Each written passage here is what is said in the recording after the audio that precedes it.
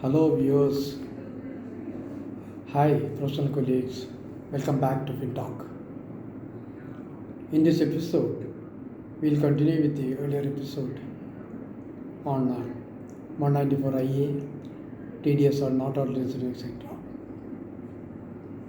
As you all know, Section 195 is purely applicable for non-resident pays and not for resident pay. That is crystal clear. However, in Section 194, various subsections of 194, certain sections are purely meant for resident assesses, resident pays, whereas certain sections in 194 subsections are meant for any person, any payee. That means both the resident payee as well as non-resident payee. And in 194, one subsection is purely for non-resident payees. That means non-resident, though non-resident payees come under 195.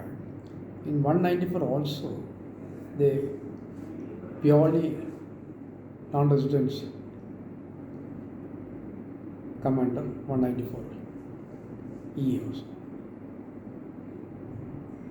And so in nutshell, we can say that for non-resident Indians, generally 195 is exclusively for non-resident Indians, non-residents assessing, non-resident pays, whereas Section 194 covers certain sections, covers both, certain for resident pay, etc.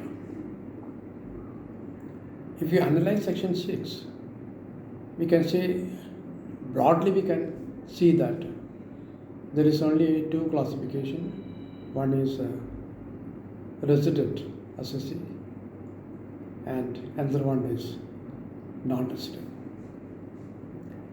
Under resident assessee, there are two subcategories, if I may say so. That is, one is ordinary resident. We can say OR, ordinary resident. And another one is not ordinary resident, NOR. And you know, NOR, when an NRI is having total income in India exceeding 15 lakhs rupees, he will be considered as a deemed resident, or rather not ordinarily resident, NOR. So such assessee for NOR, 195 will not apply. That's my strong point here. We have to apply 194 only. So if property is sold by not ordinary resident NOR, who is otherwise an NRI in India, just because of this 15 lakhs income and all that, he becomes a non-resident and he sells his property. In such cases, my view is that on the part of buyer, the TDS applicability is not under 195, but rather under Section 194 IA at 1%. That's the main crux of this episode today. My dear viewers, please don't just forward this episode, this video, casually to anyone. Of course, you can share with your professional colleagues who are interested professionals or professional group, interested professional group, you may share. Anyway, there's a disclaimer as usual that this is only for education purpose, not for any other purpose. We can have debates and discussions on this issue in the days to come. If you have any comments, you can just drop a comment in the comment box.